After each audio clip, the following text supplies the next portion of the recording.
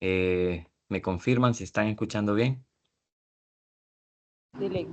Dile, dile. Sí, Listo, perfecto.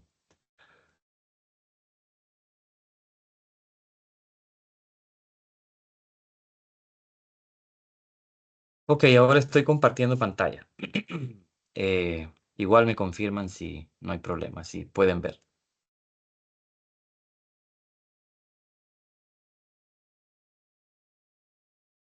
Ok, listo. Pues vean, vamos a continuar con lo que estábamos hablando ayer. Ayer hablamos un poco de algunas características de los virus en sí, pero también estuvimos hablando de, o estuvimos por lo menos tratando de revisar una lista de algunos de las familias de virus, de las familias víricas que afectan a los animales y particularmente al ser humano. Entonces voy a contarles dos historias el día de hoy en donde hablaremos de dos virus que aparecieron allá por los noventas y del noventas del siglo pasado y que hasta el día de hoy pues son como una amenaza latente para varias poblaciones animales e incluso una amenaza latente para el ser humano. Y aunque no son virus que se han propagado por todo el mundo todavía, eh, no se descarta la posibilidad de que en algún momento puedan circular por todas partes del mundo y causar, pues en principio, algunos brotes y de repente algunas epidemias, ¿verdad? Que puedan, pues, causar mortalidad. ¿De qué virus estoy hablando? Estoy hablando del virus Nipah y del virus Hendra. Aquí estoy en una página, en una base de datos en Internet que probablemente ustedes ya conozcan, que se llama Plus One. Plus One es una base de datos de información científica, básicamente recopila journals, artículos científicos sobre diferentes temas en biología, ingeniería, genética y otras áreas de la investigación en la ciencia. Y particularmente es una base de datos muy buena porque pues está muy bien actualizada. O sea, los artículos que usted encuentra acá son básicamente artículos muy recientes, aunque claro, también encuentra artículos clásicos, tal vez de poco más de 10 años para atrás, sobre temas importantes en ciencia. Y menciono esta base de datos porque en algún momento en muchas de sus clases o en todas de sus clases usted puede consultar esta base de datos para poder obtener de primera mano journals con temas de biología que a usted le pueden interesar y le pueden servir para pues tener un mejor conocimiento de las cosas que estudia, de los temas que estudia. Y aquí particularmente yo puse en el buscador que me buscara artículos relacionados con el virus Nipah y bueno, me encontró una serie de artículos, una cantidad bastante grande de artículos en donde se habla del virus y qué es lo que se está haciendo en investigación actualmente con el virus y cómo se está trabajando, por ejemplo, en vacunas para la prevención del virus. Y bueno, voy a regresar aquí después, pero me voy a ir de una vez a esta página en Internet, que es una organización mundial de sanidad animal, en donde nos hacen una descripción breve de lo que es el virus Nipah. Sí, vea lo que dice ahí. Dice, virus Nipah es una enfermedad infecciosa, zoonótica, causada por los virus NIV, que quiere decir virus Nipah. Esta enfermedad aparece por primera vez en cerdos domésticos en Malasia y Singapur en 1998 y 1999. O sea, aparece en el 98 en Malasia, en la península de Malasia, y un año después se propaga hasta Singapur y incluso se propagó hasta otras islas en Indonesia. O sea, para que nos ubiquemos, a ver. Para que nos ubiquemos espacialmente, me voy a ir a esta otra página. En el mundo, para que sepamos de dónde estamos hablando, nos ubiquemos geográficamente. Observe que en este mapa mundial tenemos por acá África, tenemos Europa, tenemos Asia. Entonces, en Asia, este virus aparece en el 98 en esta región de aquí. Principalmente aparece acá, en Kuala Lumpur, que es la capital de este país península que se llama Malasia. Esto es Malasia. Y se le llama la península de Malasia porque, como ustedes pueden ver, es un tramo de continente que sale hacia el mar como una península. Entonces, en Malasia aparece Nipa en 1998 en cerdos domésticos. Luego esto se fue regando por otros países. Aquí en Tailandia, llegó también a Camboya, a Vietnam. Luego se extendió más abajito a lo que son pues el complejo de islas que forman Indonesia. Indonesia es un país, pero hay muchísimas islas que forman parte de este complejo. Esto se conoce como el complejo de islas del Indo-Pacífico, porque estamos hablando del Océano Índico y el Océano Pacífico.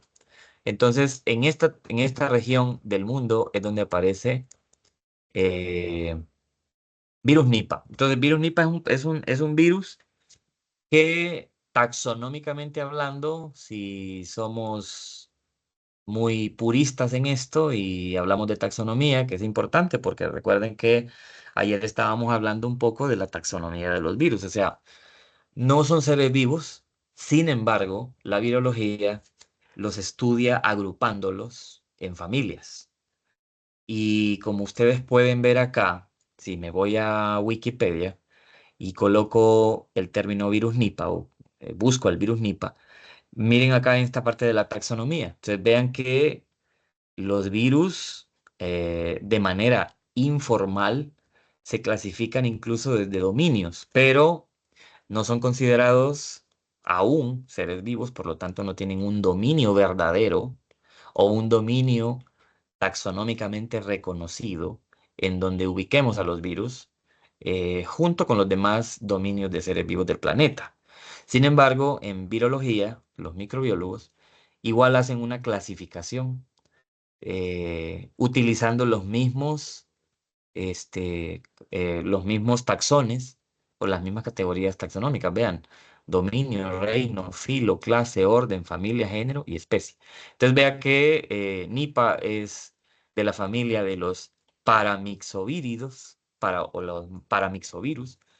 Y aquí se encuentran una serie de virus importantes que causan este, eh, signos, síntomas parecidos a lo que es la influenza, parecidos a lo que es una gripe, pero que en algún momento pues conlleva otras complicaciones. Entonces por acá también tenemos en esta familia a una enfermedad muy común que le da a los pollos, que se llama Newcastle, que es una enfermedad viral de la cual pues la gente que cría pollos para producir carne, consumo de la carne de pollo, o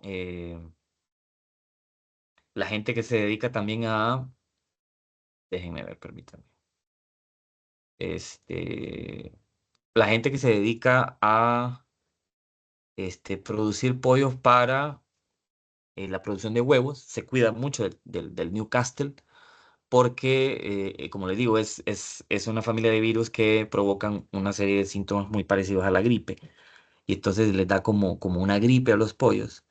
Se propaga muy fácilmente dentro de la cría, ahí de todos los pollos, y contaminan pues tanto la carne como el huevo.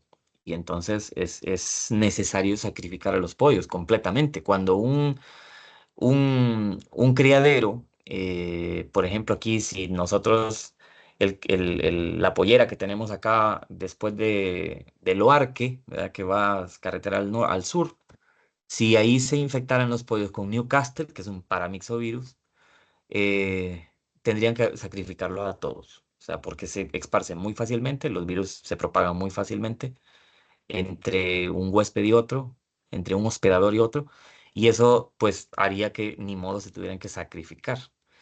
Entonces, el virus Nipah, volvamos acá, este, la verdad es que fue bastante serio porque comenzó en criaderos de cerdos en el 98. No se conocía virus Nipah antes del 98. No se conocía. Y entonces, una de las condiciones principales que se mantienen en los criaderos de cerdos, ¿cuál es? El hacinamiento. O sea, en un criadero de cerdos, por mucha tecnología que haya, la cantidad de animales que hay, pues facilita la propagación del virus.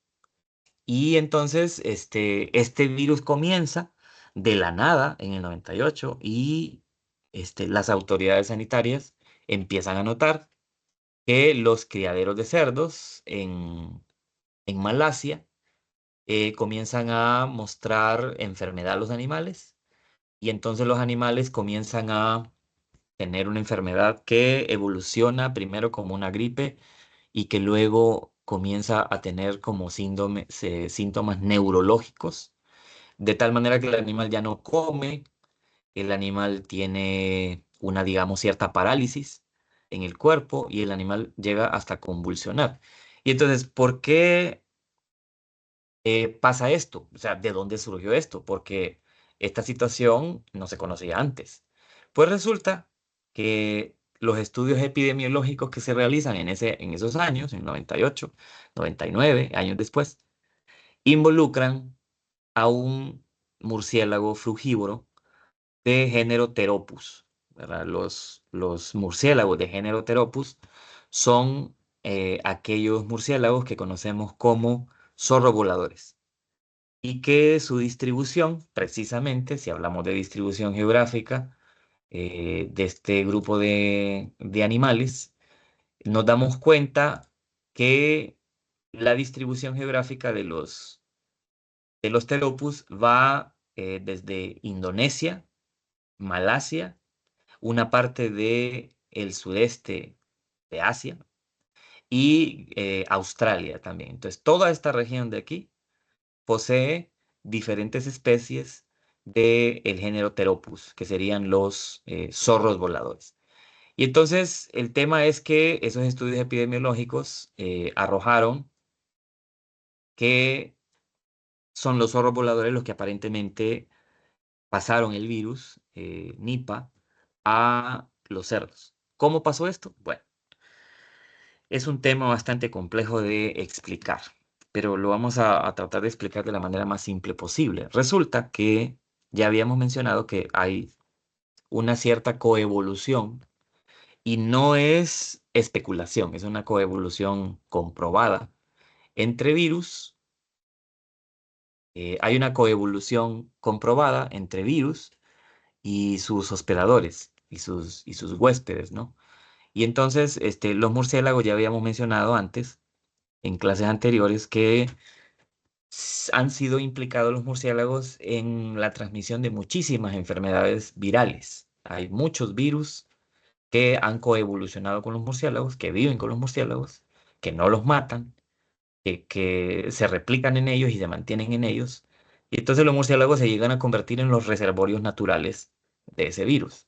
Cuando digo reservorio, pues me estoy refiriendo a un animal en el que el virus permanece durante toda la vida, eh, en una parte del tiempo inactivo, en otra parte del tiempo activo, replicándose y no causando daño a ese animal. Ese sería el reservorio, que comúnmente es un término que se utiliza para hablar de en qué animal está sobreviviendo en la naturaleza un virus, sin causar necesariamente epidemias, brotes en otros animales. Entonces, ¿cómo es que los murciélagos frugívoros de género Theropus, estos zorros voladores en esta zona del mundo, cómo es que contaminaron a los cerdos? Bueno, en primer lugar hay que decir lo siguiente. Se construyeron criaderos de cerdos de millones de cerdos. muy grandes, unos criaderos ahí en Malasia en años anteriores. Y en el 98 ya estaban constituidos, digamos, muchos criaderos con cantidades increíbles de animales. Pero, ¿qué fue lo que pasó para construir esos criaderos? Lo que pasó fue que se tuvo que hacer fragmentación del bosque.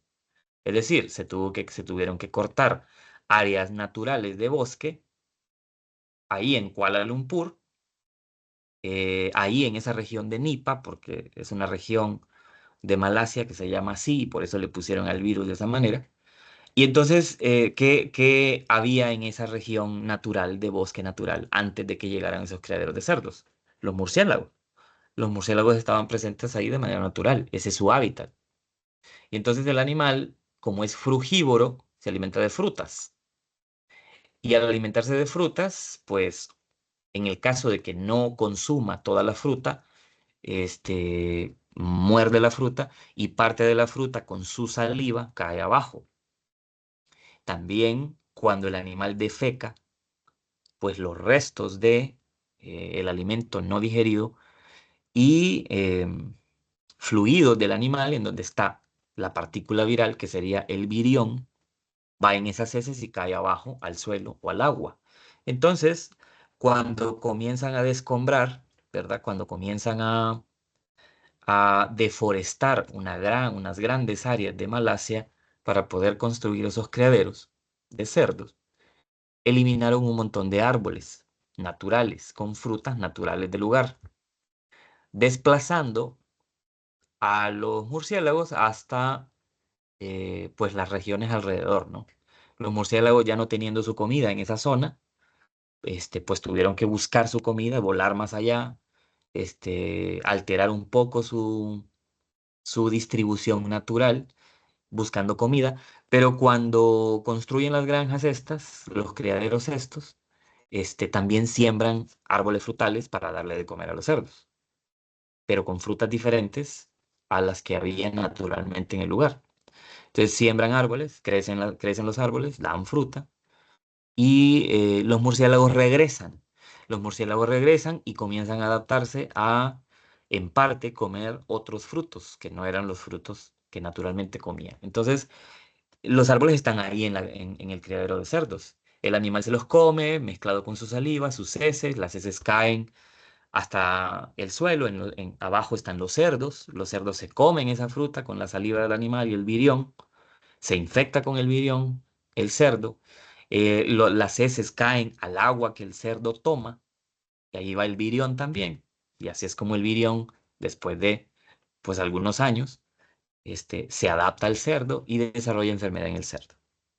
Entonces el cerdo se enferma, cuando el hombre ve que el cerdo se enferma, pues busca soluciones, busca curarlo, no puede, entra en contacto el ser humano con sangre y con fluidos del animal, porque en algún momento el animal, por la enfermedad, por el desarrollo de los síntomas y signos del virus, el animal convulsiona, el animal tiene hemorragia.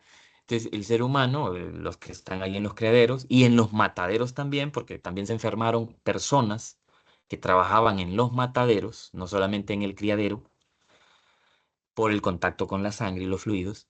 Y entonces se comienzan a enfermar los humanos también. Y hay poca mortalidad en esos años, en el 98, 99, hay poca mortalidad de humanos, pero cuando ya hay mortalidad de humanos, por un virus que no es conocido, pues comienzan las alarmas, ¿no? Entonces empezó a estudiar, se llegó a la conclusión de que ese virus no se conocía, era desconocido, y se le da el nombre de Nipa por la región en Malasia donde fue descubierto, donde fue descrito por primera vez, y mueren algunas personas. Entonces, se alerta a las instituciones mundiales de salud, que por ejemplo en Estados Unidos, la CDC de Estados Unidos, los laboratorios de referencia en Europa, los laboratorios de referencia en Australia, y se alertan y entonces ahora el virus Nipah ha venido teniendo brotes, ha venido causando brotes en Australia, ha venido causando más brotes también en Malasia, Indonesia, en algunos países del sudeste asiático e incluso en algunos países de Europa se detectaron algunos casos en años anteriores. Entonces, ¿Cuál es la conclusión de todo esto?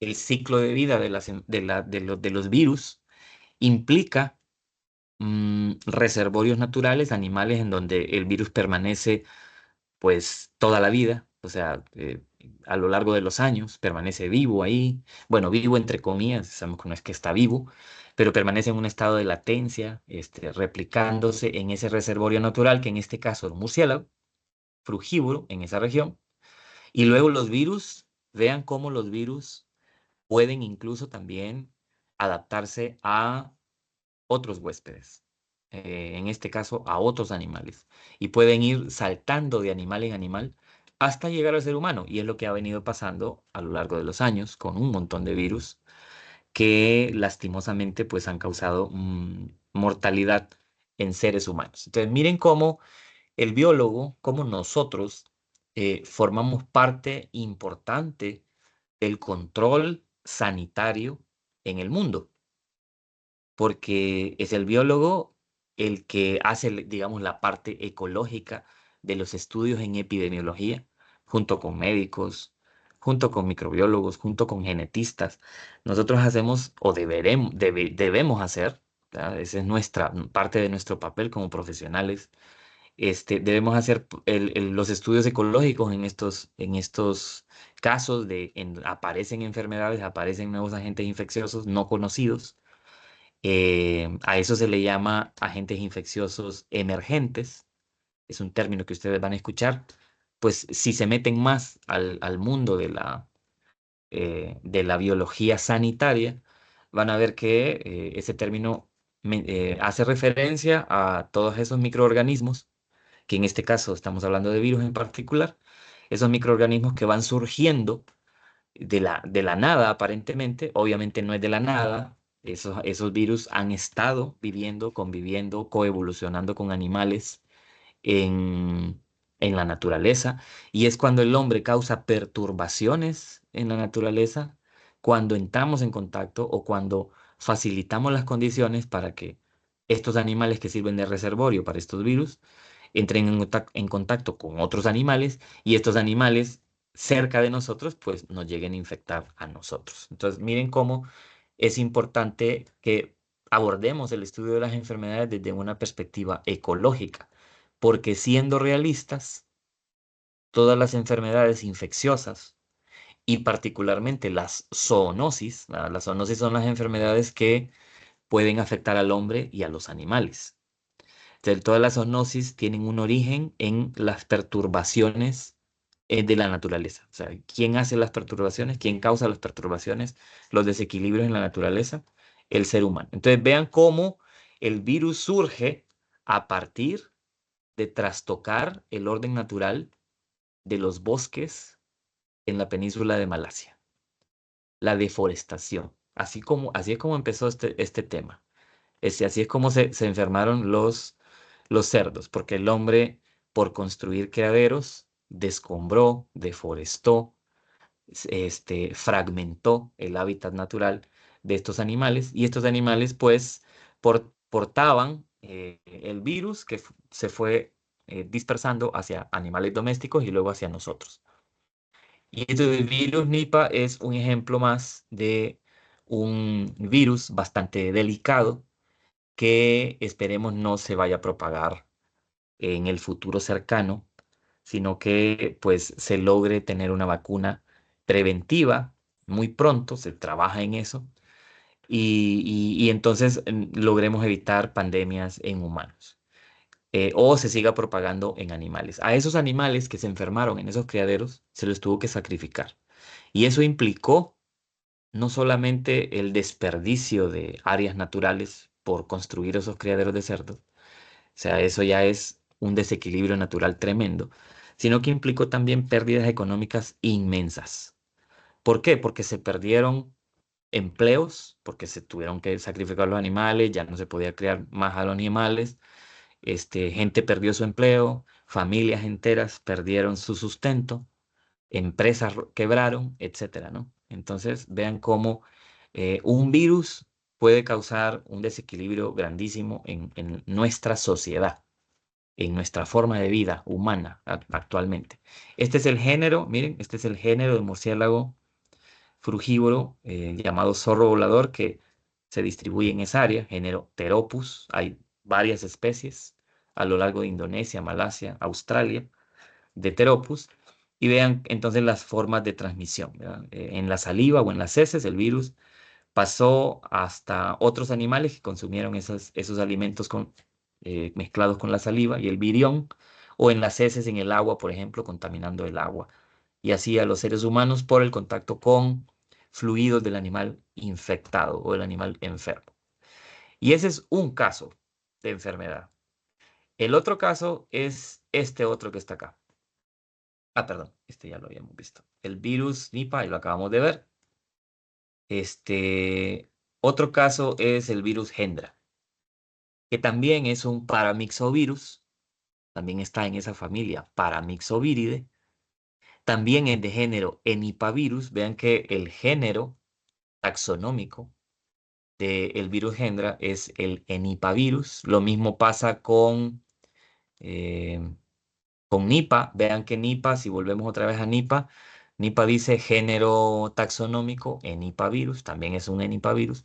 Entonces, el Hendra es otro virus importante y de bastante cuidado, porque resulta que el Hendra no solamente es la casualidad de que también está en esa misma familia de virus, sino que el Hendra también implica a murciélagos.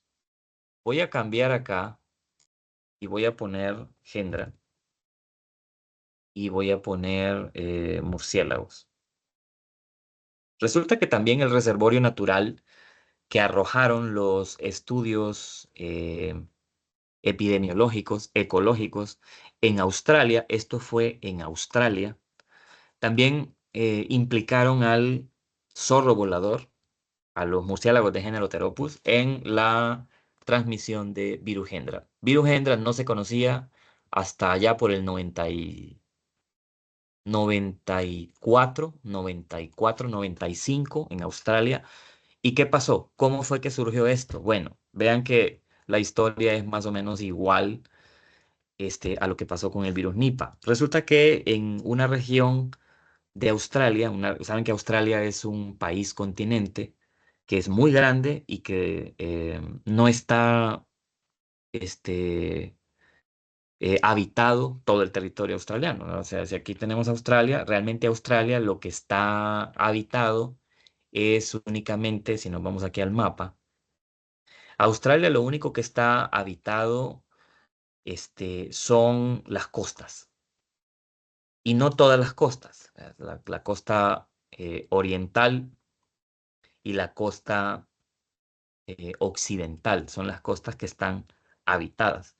Casi todo el territorio australiano, que por cierto hay una gran cantidad de desiertos, o sea, aquí no hay mucha cordillera montañosa en Australia. Australia es un país más plano, de topografía más, como más de valle, más de desierto. Entonces hay un desierto muy grande en Australia que pues prácticamente abarca casi todo el territorio australiano, y las montañas, digamos, o las cordilleras, pocas que hay, están como más hacia las costas, hacia la periferia del continente. Entonces, las grandes ciudades en Australia están concentradas en las costas. Por ejemplo, Sydney, que es la capital, Melbourne, que está en la zona suroriental. Vean, aquí está Melbourne, en ¿cómo se llama? En esta parte de Australia que se llama Victoria.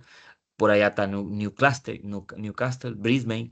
Entonces, estas son las zonas que están habitadas. Resulta que esa parte llamada Hendra es una región que está más o menos como por aquí, entre Queensland y Nueva Gales del Sur. Este, por ahí está Hendra. Entonces, ahí es donde aparece el virus. No se conocía hasta ese año, 94, 95. No se conocía. No se sabía qué era eso.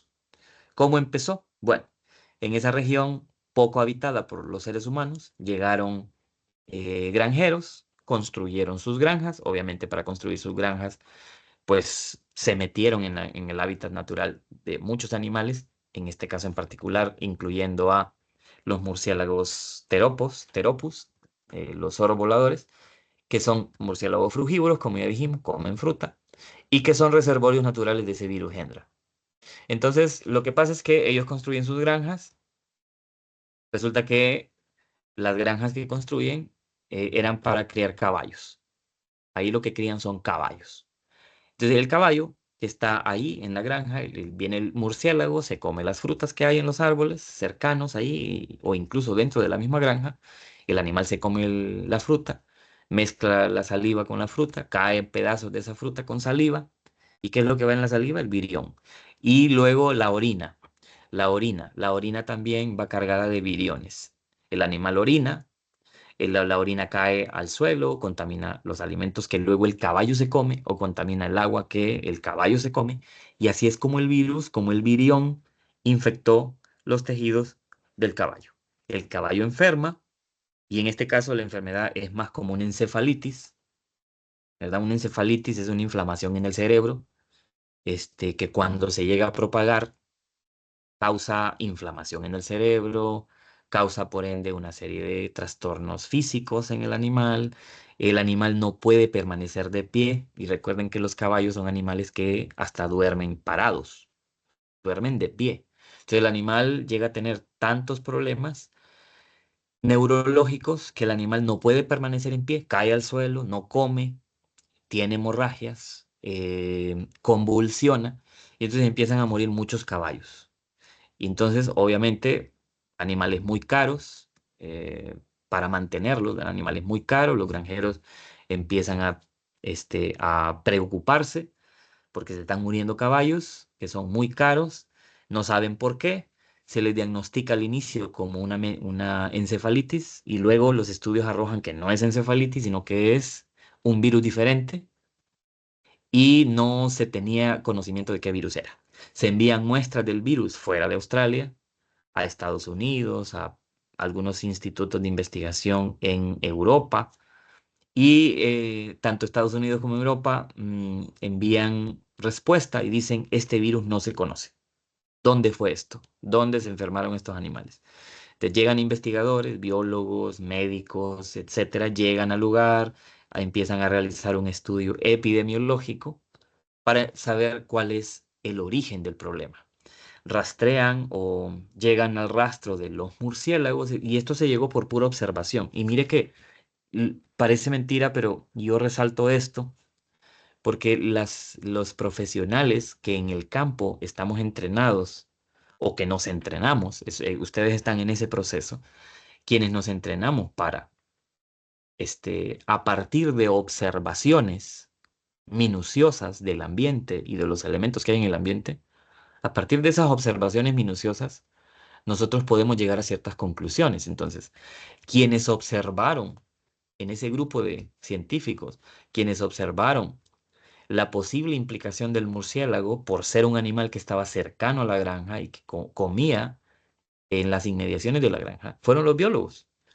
Entonces, por eso les he dicho y les digo y les repito, el área sanitaria, el área de la salud pública, es un área poco explotada por los biólogos en este lado del mundo. Y es algo bueno, porque aparte de que es un trabajo muy interesante, hay pues mucho que hacer, porque las enfermedades, particularmente la zoonosis, las enfermedades transmitidas entre humanos y animales, son demasiado abundantes, cada vez hay más, cada vez aparecen más enfermedades virales, por ejemplo, en el mundo. Muchas de ellas ustedes no las conocen ni las han escuchado, porque pues obviamente no están inmersos en este mundo, pero si se sumergen en este mundo de las enfermedades, se dan cuenta de que cada vez hay más y que los riesgos de enfermar son cada vez mayores. Entonces, al final entonces se le da el nombre de Hendra por la región de Australia donde se descubre el virus y entonces comienzan los estudios, comienzan los sistemas de salud a pues crear planes de contingencia, de mitigación del contagio, etcétera, etcétera, etcétera.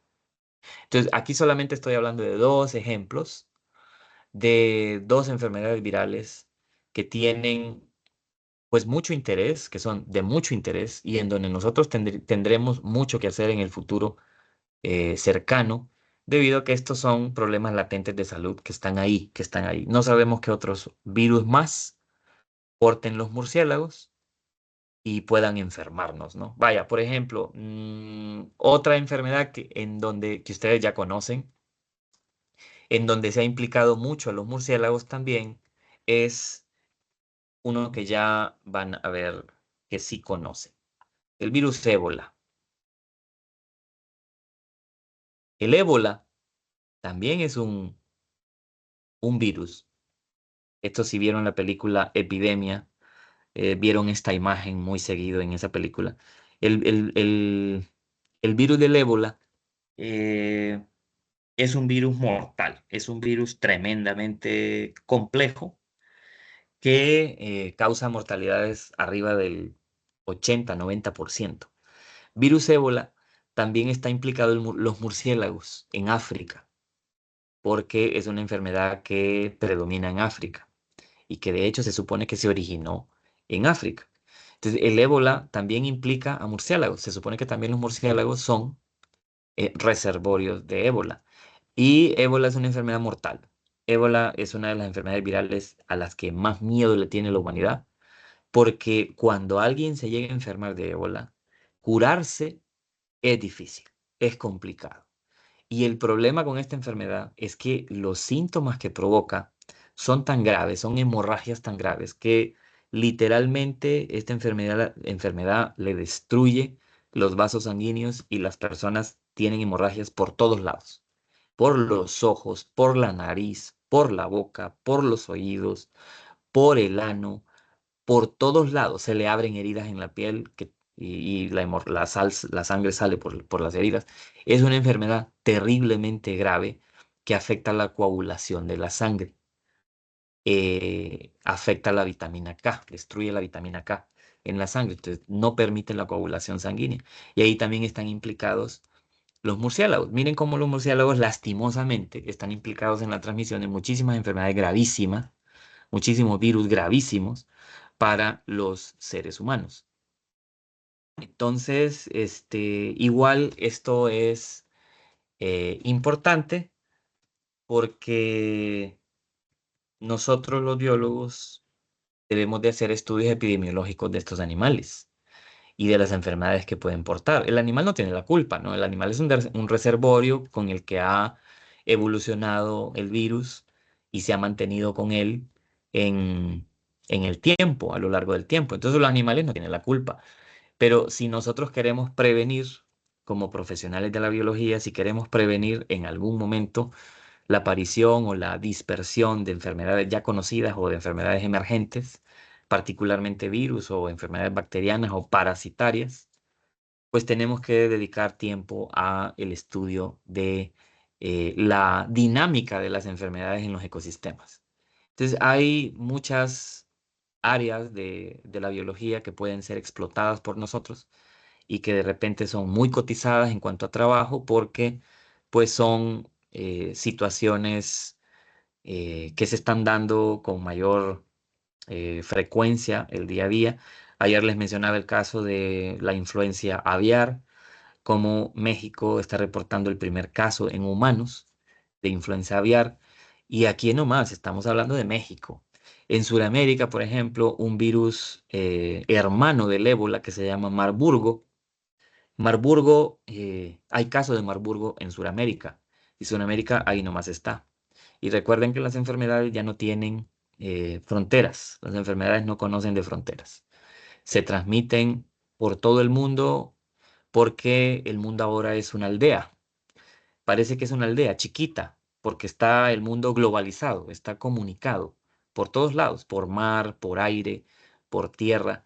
Entonces, el flujo de agentes infecciosos es permanente y seguiremos oyendo de casos de enfermedades raras que no conocemos o que no conocíamos en estos lados del mundo debido a esa facilidad que hay ahora del transporte, ¿no? De la movilidad, no solamente de seres humanos, sino también de alimentos.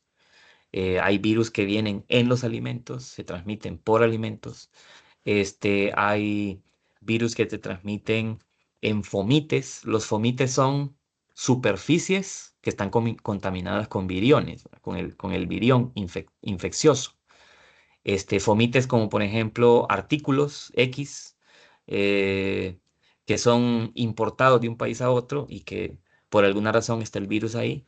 Y entonces hay un riesgo eminente de contagio de los seres humanos con muchos virus que hasta ahora quizás no conocemos o no eran comunes en nuestro lugar, en nuestro continente. Entonces vean que el estudio viral, el estudio de los virus es interesante. Aquí he tratado de mostrarles en la práctica por qué estudiamos o por qué los biólogos debemos de conocer de virus, de bacterias, de parásitos. Si lo vemos desde el punto de vista de la salud pública, entonces se entiende que hay una importancia muy grande en ello. En las diapositivas, hay una parte aquí en una de esas diapositivas, que es esta diapositiva que está acá, que en ella lo que les dice es que, como habíamos mencionado ayer, los virus pueden ser virus de ADN, virus de ARN o virus mixtos en donde en alguna etapa del ciclo de vida del virus el virus utiliza ARN, principalmente ARN mensajero, para poder transcribir en algún momento ADN. Esos son excepciones en el caso de los virus y son, como ya dijimos, los retrovirus y hay otro grupo que se llama hepatnavirus que también hace esto. Utilizan en algún momento ambos ácidos nucleicos para completar su ciclo de vida.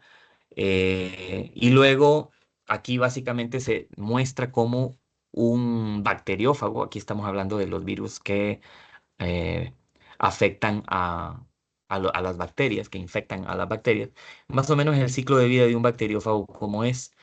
Los virus pueden tener dos vías de replicación, o sea, pueden replicarse de dos formas, los virus. Pueden seguir la vía de replicación lítica, lítica, así como lo escuchan.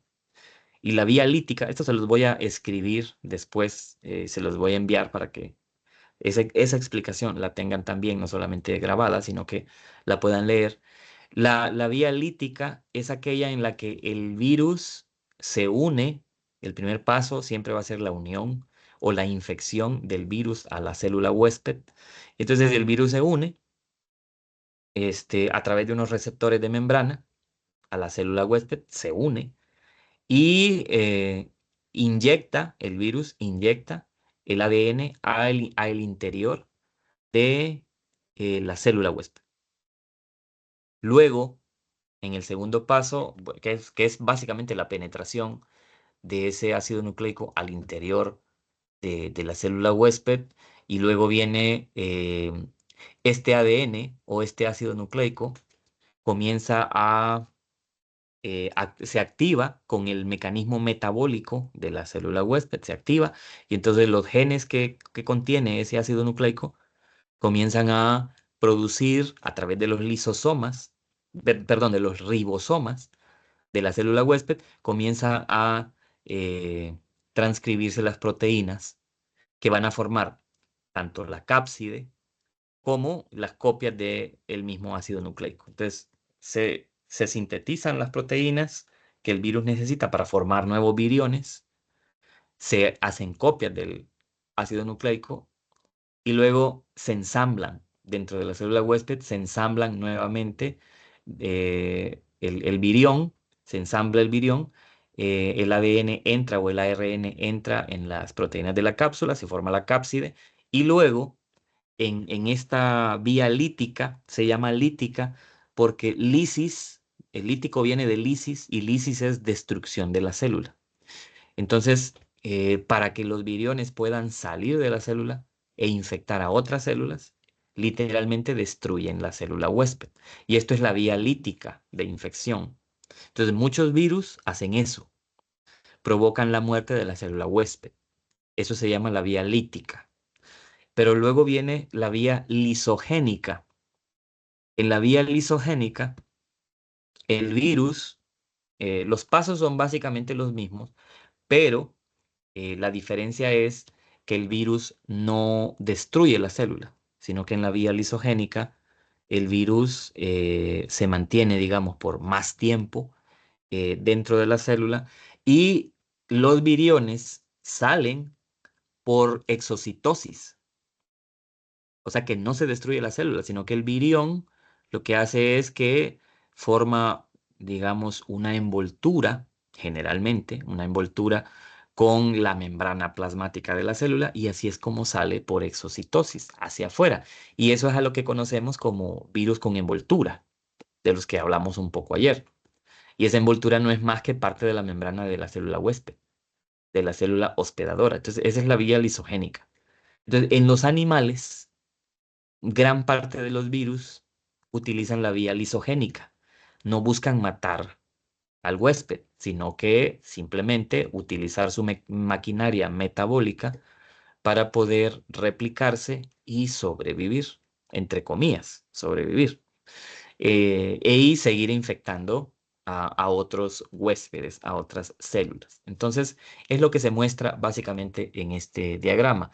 Esto ya lo habíamos hablado ayer, cómo los virus se pueden cultivar en laboratorio, se pueden reproducir en laboratorio, pero utilizando cultivos celulares, ¿verdad? No el caldo de cultivo común que utilizamos o el caldo de cultivo enriquecido o selectivo que utilizamos para bacterias o que usamos para hongos.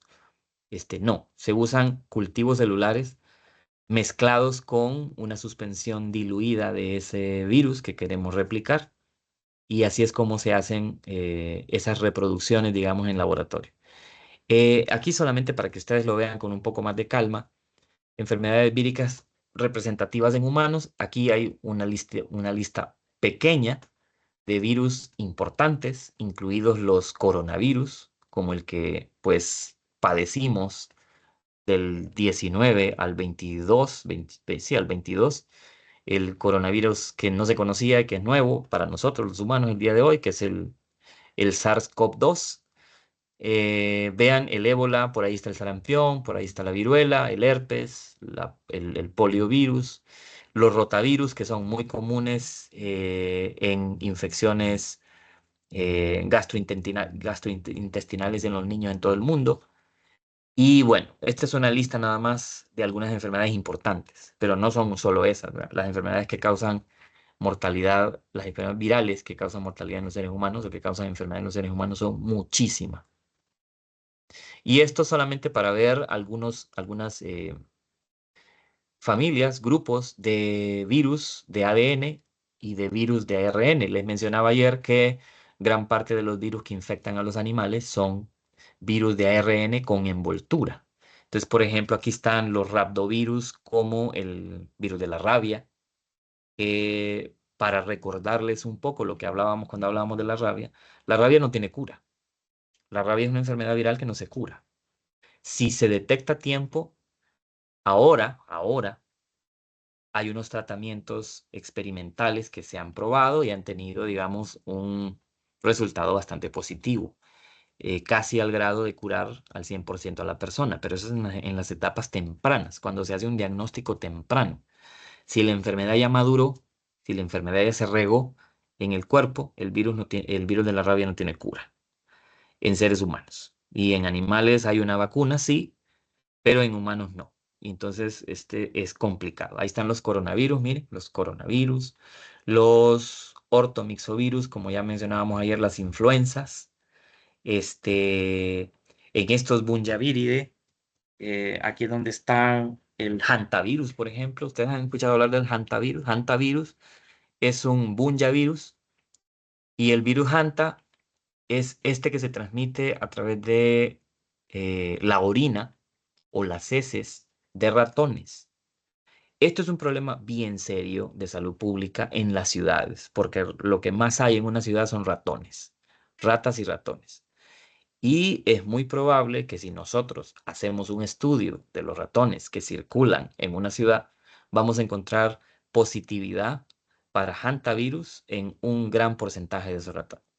Y ese hantavirus se puede transmitir a nosotros a través de la orina del animal. Entonces, por ejemplo, imagínese usted que en esos grandes almacenes donde se guarda la comida o se guardan los granos, ahí siempre hay ratones. Los ratones comen y defecan u orinan, como es normal. A todo ser vivo que después de un momento, después de un tiempo de comida, pues su sistema digestivo va a eliminar lo que no ocupó de esa comida, va entonces a defecar, va a orinar. Entonces ahí viene, en la orina y en las heces vienen los viriones infecciosos de ese bunyavirus, de ese hantavirus. Y eso es lo que causa una infección tremenda, bastante grave, que no se reporta mucho en Honduras, pero no es porque no haya casos de hantavirus, sino porque de repente el sistema de salud no es lo suficientemente fuerte como para eh, reportar todos los casos que sí se dan de hantavirus. Y entonces, vea, este es el mundo de la virología. Aquí se explica, por último, para terminar, que cuando un virus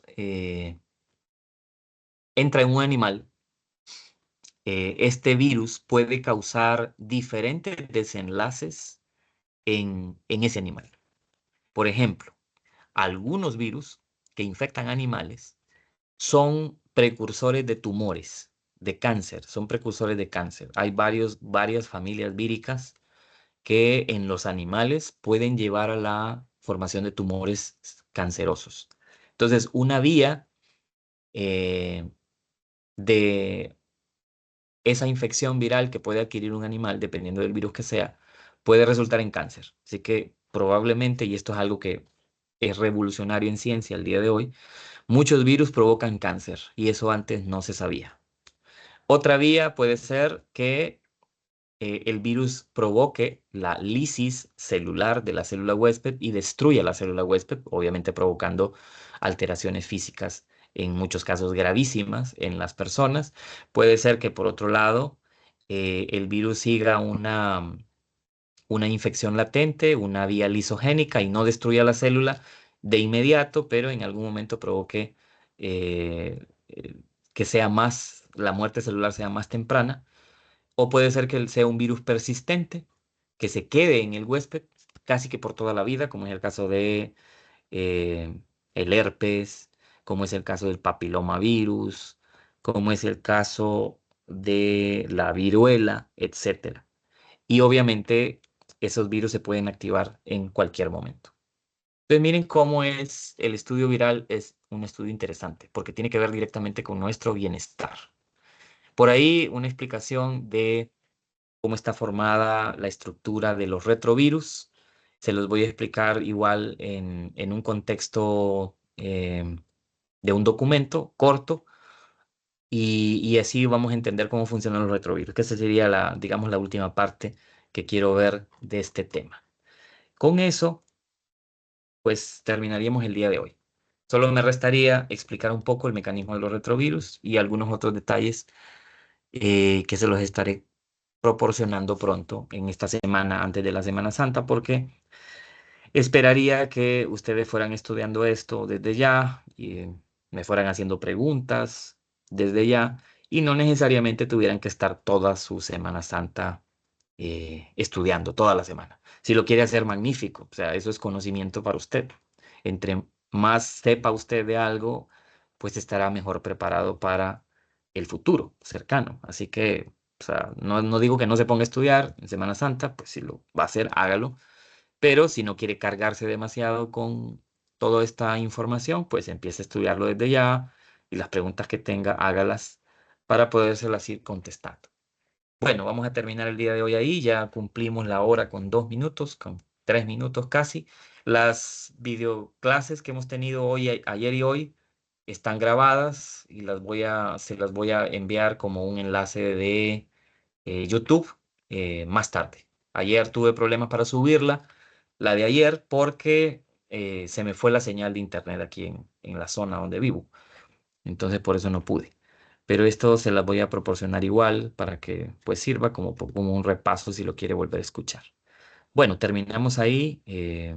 Nos vemos físicamente, pues los días que restan de esta semana, aunque no tenemos clase, pero pendientes con cualquier otra videoclase pregrabada que yo les pueda subir para terminar el tema de los retrovirus.